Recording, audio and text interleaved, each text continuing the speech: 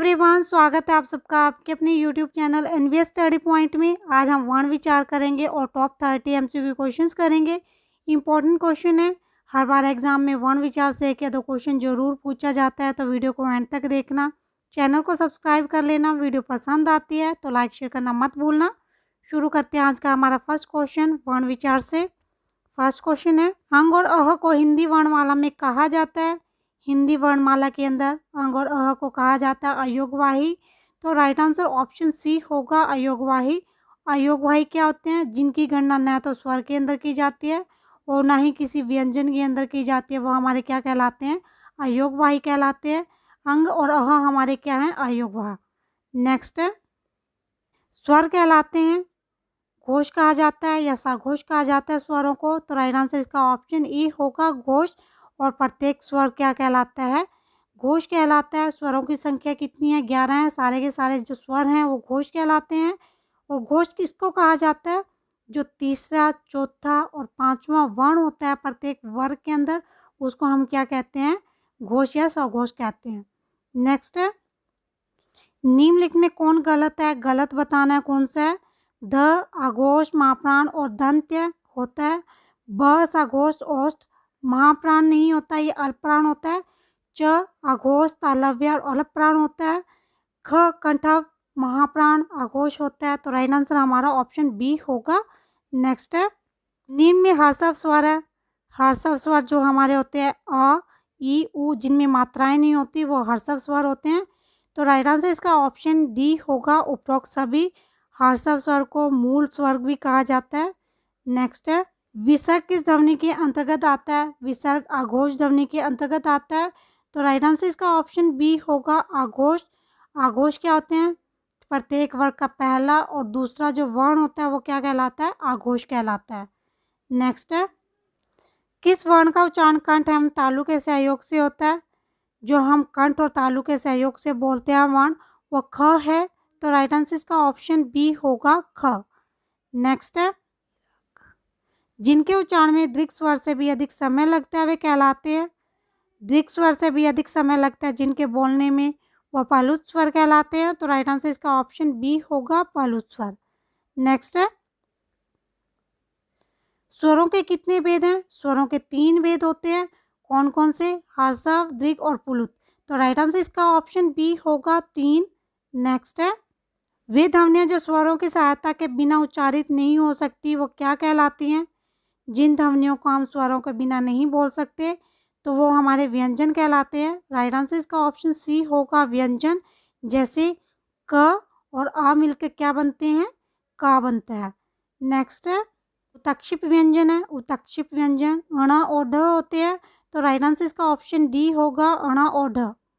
Next है, किन ध्वनियों को अनुस्वर कहा जाता है? जो ध्वनियाँ स्वर के बाद आती हैं और नासिक ध्वनियाँ होती हैं, तो उनको हम क्या कहते हैं? अनुस्वर कहते हैं। तो राइट आंसर इसका ऑप्शन ए होगा, स्वर के बाद आने वाली नासिक ध्वनियाँ। नेक्स्ट है, श श श ह कौन से व्यंजन कहलाते हैं? ये हमारे संघर्षी व्यंजन कहलाते हैं। इनको बोलने में अधिक समय लगता है, जिसकी वजह से इनको क्या कहा जाता है? संघर्षी व्यंजन कहा जाता है। तो राइट आंसर इसका ऑप्शन सी होगा संघर्षी व्यंजन। नेक्स्ट है, क ग ज और फ ध्वनियाँ किसकी हैं? क ग ज और ध्वनियाँ फारसी और अरबी की हैं। तो राइट आंसर इसका ऑप्शन डी होगा फारसी। नेक्स्ट है, श वर्ण किसके योग से बना है? श वर्ण मिलकर बना है क और श से। तो राइट आंसर इसका ऑप्शन ई होगा क और श। नेक्स्ट है, प्रयत्न के आधार पर ल किस प्रकार की ध्वनि है?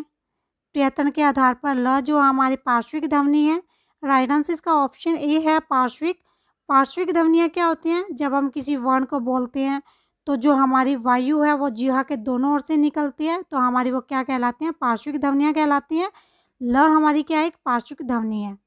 नेक्स्ट है, हिंदी भाषा में वे कौन सी ध्वनियाँ हैं जो स्वतंत्र रूप से बोली या लिखी जाती है? स्वतंत्र रूप से बोली और लिखी जाती हैं, वो स्वर हैं। तो राइट आंसर इसका ऑप्शन ए होगा स्वर। स्वर किसी की सहायता से नहीं बोले जाते, वो अपने आप में स्वतंत्र होते हैं। तो स्वर क्या है? हमारी एक स्वतंत्र ध्वनि है। नेक्स्ट है, मूर्धन्य ध्वनियाँ कौन सी है? मूर्धन्य ध्वनि यहाँ पे ट ठ ढ ढ ण है। तो राइट आंसर इसका ऑप्शन बी होगा ट ठ ढ ण। च छ झ ये हमारी तालव्य ध्वनियाँ हैं। त थ ध ध ये हमारी दंतव ध्वनियाँ हैं। प फ भ भ म ये हमारी औष्ठव ध्वनियाँ हैं। नेक्स्ट है का निर्माण हुआ है, य का निर्माण हुआ है ज य और अ से मिलके, तो राइट आंसर इसका ऑप्शन सी होगा। नेक्स्ट है विसर्ग का उच्चारण स्थान क्या है? विसर्ग का जो उच्चारण स्थान होता है वो कंठ होता है, तो राइट आंसर इसका ऑप्शन डी होगा कंठ। नेक्स्ट है इन वर्णों के उच्चारण में जीभ, तालु, दांत और होठ आपस में हल्का स्पर्श करते हैं, उसे कहते हैं। जब हम बोलते हैं तो हमारी जीभ, तालु, दांत, होठ आपस में क्या करते हैं? हल्का सा स्पर्श करते हैं, उनको हम अंतस्थ व्यंजन कहते हैं। तो राइट आंसर इसका ऑप्शन ए होगा अंतस्थ व्यंजन। नेक्स्ट है प्रत्येक व्यंजन का पहला, तीसरा और पांचवा वर्ण को कहते हैं। पहला, तीसरा और पांचवें वर्ण को हम अल्प प्राण कहते हैं, तो राइट आंसर इसका ऑप्शन ए होगा अल्प प्राण। नेक्स्ट है प्रत्येक व्यंजन का दूसरा और चौथा वर्ण को क्या कहते हैं? दूसरे और चौथे वर्ण को कहा जाता है महाप्राण, तो राइट आंसर इसका ऑप्शन सी होगा महाप्राण। नेक्स्ट है संयुक्त ध्वनि है, संयुक्त ध्वनि यहाँ पे त्र है, तो राइट आंसर इसका ऑप्शन बी है त्र। नेक्स्ट है निम्नांकित में अंतस्थ कौन है? अंतस्थ व्यंजन बताना है कौन सा है। अंतस्थ व्यंजन हमारे कौन से होते हैं? य, र, ल और व हमारे अंतस्थ व्यंजन है। यहाँ पे जो हमारा अंतस्थ व्यंजन है वो व है, तो राइट आंसर इसका ऑप्शन सी होगा व। नेक्स्ट है मात्रिक मूल स्वर कौन है? एक मात्रिक मूल स्वर अ है यहाँ पे, तो राइट आंसर इसका ऑप्शन बी होगा अ। और इसको हर्षव भी कहा जाता है मूल स्वर को।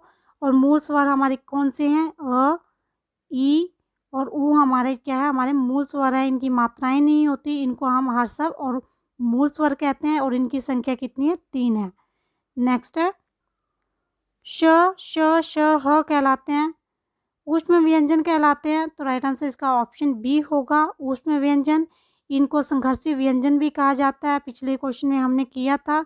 श, श, श, ह को हम संघर्षी व्यंजन और ऊष्म व्यंजन कहते हैं। नेक्स्ट है प, फ, भ, भ, म व्यंजन होते हैं।